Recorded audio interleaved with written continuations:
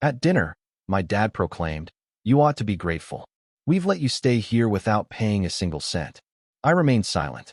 I simply slid a folder across the table and declared, "These are all the mortgage payments I've been covering since 2022. But if you insist, I'll terminate them." 10 minutes later, they were pleading with me not to move out. I, 29M, thought I had everything figured out when I moved back home after college. The plan was simple: save money, help my parents, and eventually buy my own place. What I didn't expect was how quickly gratitude would turn into entitlement, or how a single dinner conversation would change everything between us forever. The house felt different when I returned in early 2022. My parents had aged more than I realized during my 4 years away. Dad's back wasn't what it used to be, and Mom's arthritis made simple tasks challenging. When they suggested I move back in temporarily, it seemed like the perfect arrangement. I could help around the house, contribute to expenses, and they'd have someone nearby if emergencies arose. Those first few months were actually pleasant. I took over the yard work, handled heavy lifting, and started noticing things that needed attention around the property. The roof had some loose shingles, the gutters needed cleaning, and the heating system made concerning noises. When I mentioned these issues to Dad, he just waved them off, saying they'd deal with it eventually. That's when I made my first mistake, though I didn't realize it at the time. I started handling the repairs myself, calling contractors, and paying for the work directly. It seemed easier than bothering my parents with estimates and decisions. The roof repair cost me $3,000. The heating system overhaul was another $2,000. I told myself it was an investment in the family home, something that would benefit everyone. By summer, I noticed Dad struggling with the mortgage payments. He'd sit at the kitchen table with bills spread out, calculator in hand, muttering under his breath about rising costs and fixed incomes. Mom would hover nearby, wringing her hands and suggesting they might need to downsize. The thought of them losing the house they'd lived in for 30 years was unbearable. I approached Dad one evening and offered to help with the mortgage. He initially refused, pride getting in the way, but I persisted. I explained that I was making good money at my job, had minimal expenses living at home, and wanted to contribute meaningfully to the household. Eventually, he agreed to let me cover half the monthly payment. Within 3 months, I was covering the entire mortgage, plus property taxes and insurance. The arrangement worked smoothly for over a year. I handled all the housing-related expenses while my parents took care of groceries and utilities. They seemed relieved, and I felt good about helping them maintain their independence and dignity. I kept meticulous records of every payment, every repair, every improvement I funded, storing all the receipts and bank statements in a folder in my room. The shift in their attitude was gradual but unmistakable. What started as grateful acknowledgments of my help slowly transformed into expectations. Dad stopped thanking me for handling the mortgage. Mom began treating my contributions as if they were simply my obligation as their son living under their roof. They started making comments about how I should be grateful for the free room and board, conveniently forgetting that I was essentially paying for the roof over all our heads. The breaking point came on a Tuesday evening in October. I'd had a particularly stressful day at work, dealing with a difficult client and a project deadline that seemed impossible to meet. I came home exhausted, looking forward to a quiet dinner and maybe watching some television with my parents. Instead, I walked into what felt like an ambush. Dad was already seated at the dining room table when I entered the kitchen. His posture was rigid, arms crossed, wearing the expression he used to have when I was in trouble as a teenager. Mom was bustling around the kitchen with unusual energy, clattering dishes and avoiding eye contact. The atmosphere was thick with tension. As we sat down to eat, Dad cleared his throat in that deliberate way that meant he had something important to say. He launched into a speech about responsibility, family obligations, and the importance of contributing to the household. I listened, confused about where this was heading, until he delivered the line that would change everything between us. He told me I ought to be grateful that they'd let me stay there without paying a single cent. The words hit me like a physical blow. I sat there, fork halfway to my mouth, processing what he'd just said. Without paying a single cent. The man whose mortgage I'd been covering for over a year, whose house I'd been maintaining and improving, was telling me I lived there for free. I set down my fork and looked at both of them. Mom was nodding along with Dad's speech, adding her own comments about how young people today don't understand the value of hard work and sacrifice. She mentioned how they'd raised me, fed me, clothed me, and now they were providing me with free housing as an adult. The irony was so thick I could barely breathe. I remained silent during their entire lecture. Part of me wanted to explode, to list every payment I'd made, every repair I'd funded, every improvement I'd contributed to their home. But another part of me was curious to see how far they'd push this narrative. I wanted to understand if they truly believed what they were saying or if this was some kind of test. Dad continued his monologue, explaining how I needed to start acting more grateful and perhaps contribute more around the house. He suggested I could help with groceries or maybe pay a small amount toward utilities. The suggestions were delivered with the air of someone offering a generous compromise, as if he was doing me a favor by allowing me to contribute to the household I was already funding. When he finally finished speaking, the dining room fell silent except for the ticking of the old grandfather clock in the corner. Mom looked at me expectantly, waiting for my response, probably anticipating an apology or at least an acknowledgement of their generosity. Dad leaned back in his chair with a satisfied expression, clearly pleased with his speech. I excused myself from the table and walked to my room. The folder containing all my financial records was exactly where I'd left it, thick with bank statements, receipts, and payment confirmations. I'd been keeping these documents organized more out of habit than any expectation I'd need them, but now I was grateful for my compulsive record keeping. I returned to the dining room and placed the folder on the table between us. Dad looked at it with mild curiosity, probably expecting some kind of written apology or explanation.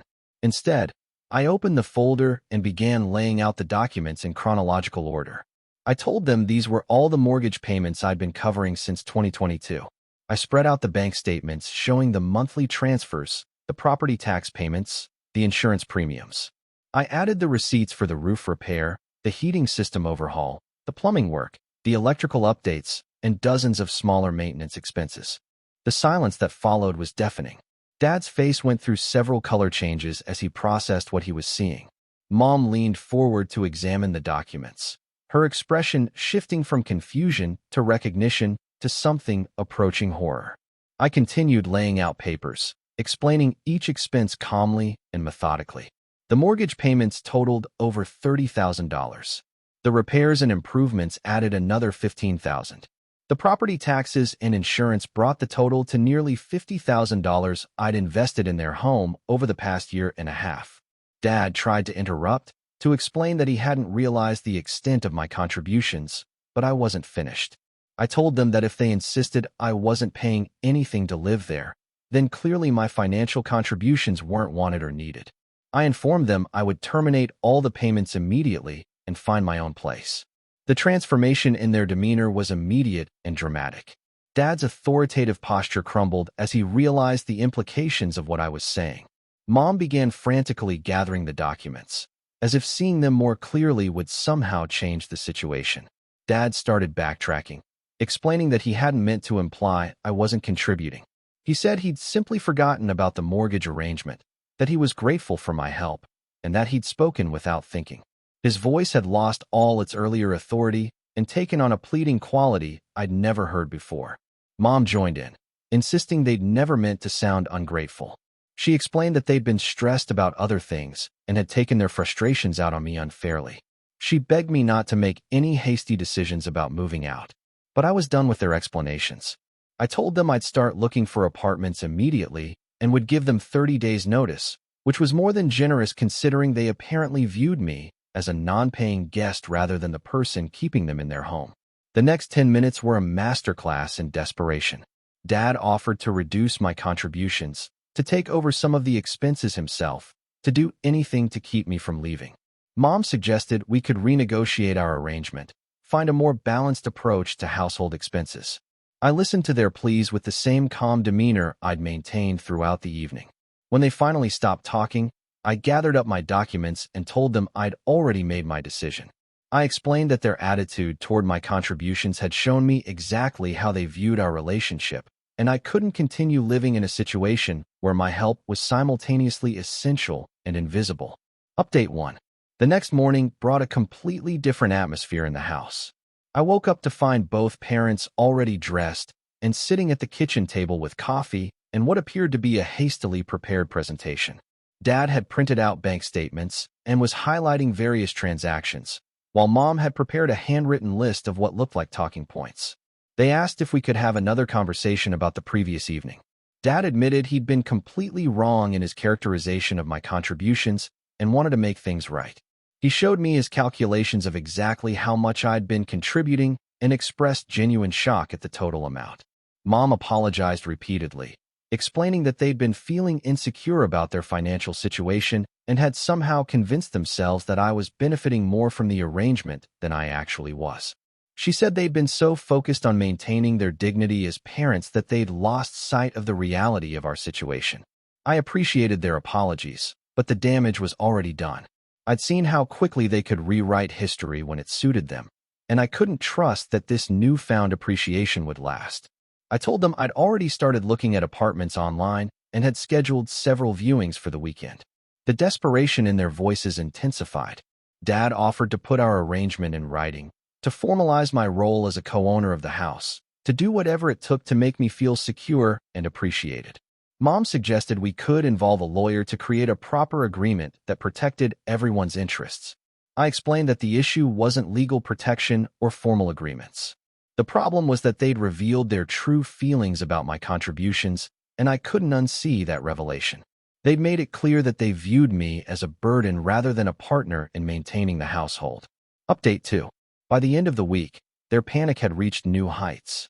I'd viewed 3 apartments and put in an application for a 1-bedroom place about 20 minutes away. The landlord had already called my references and indicated I'd likely be approved within a few days. Dad had apparently spent the week researching the local housing market and calculating what their monthly expenses would be without my contributions. The numbers weren't pretty. Without my mortgage payments, they'd need to sell the house within months. The property taxes alone would consume a significant portion of Dad's pension, and that didn't account for maintenance, insurance, or unexpected repairs. Mom had taken a different approach, reaching out to my aunts and uncles to explain the situation and ask for their intervention. Several family members called me throughout the week, initially to scold me for being ungrateful to my parents, but their tone changed quickly when I explained the financial details of our arrangement. My uncle, Dad's younger brother, was particularly shocked when I told him about the mortgage payments.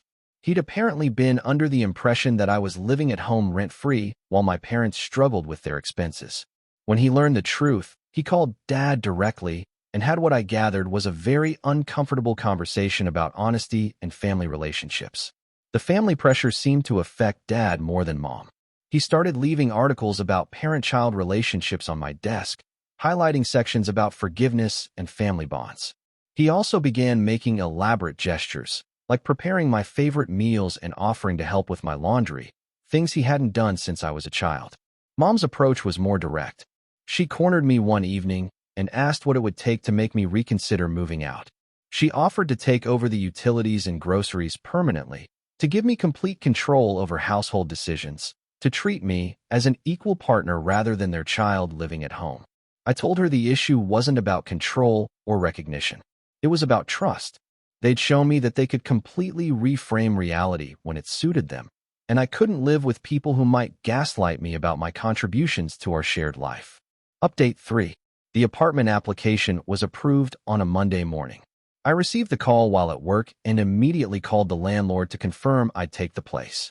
The move-in date was set for the following weekend, giving me exactly the 30 days notice I'd promised my parents. When I came home that evening and announced my news, the reaction was immediate and intense. Mom started crying, not the gentle tears of sadness, but the harsh sobs of someone facing a crisis. Dad sat down heavily in his chair and put his head in his hands. They asked if there was anything they could do to change my mind. Dad offered to deed half the house to me immediately, making me a legal co-owner with full rights and responsibilities. Mom suggested they could move out instead, letting me have the house while they downsized to a smaller place. These offers were tempting, but they also confirmed my decision to leave. The fact that they were willing to give me half their house to keep me paying their mortgage showed exactly how dependent they'd become on my contributions. They weren't offering these things out of love or fairness. They were offering them out of financial desperation. I explained that I needed to live independently, to have my own space where my contributions were clearly defined and appreciated. I told them I'd continue to help them financially if they needed it, but I couldn't live in a situation where my help was simultaneously essential and invisible. The next few days were awkward and tense. My parents alternated between trying to convince me to stay and helping me prepare for the move. Dad offered to help me pack, while Mom insisted on cooking elaborate farewell meals. Their behavior felt like they were trying to prove they valued me, but it was too little, too late. On moving day, several family members showed up to help with the transition.